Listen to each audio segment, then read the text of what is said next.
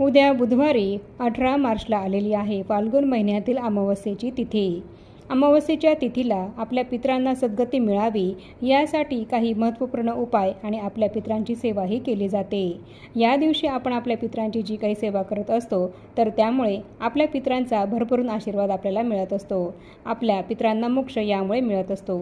आपल्या पितरांचा आशीर्वाद आपल्याला मिळाल्यामुळे आपल्या संपूर्ण घराची भरभरून प्रगती होत असते. तर आपले पितर हे संतुष्ट व्हावेत आपल्यावर आणि त्यांना मोक्ष मिळावा, सद्गती मिळावी, शांती मिळावी यासाठीच उद्या अमावस्येच्या तिथीला आपल्याला असाच एक अत्यंत प्रभावी अळणी दही भाताचा उपाय हा करायचा आहे. तर हा उपाय केल्याने अघोरातील अघोर पितरांना शांती मिळत असते आणि म्हणून हा उपाय कसा करायचा आहे हे जाणून घेण्यासाठी खाली दिलेल्या त्रिकोणावर क्लिक करा आणि व्हिडिओ पूर्ण बघा.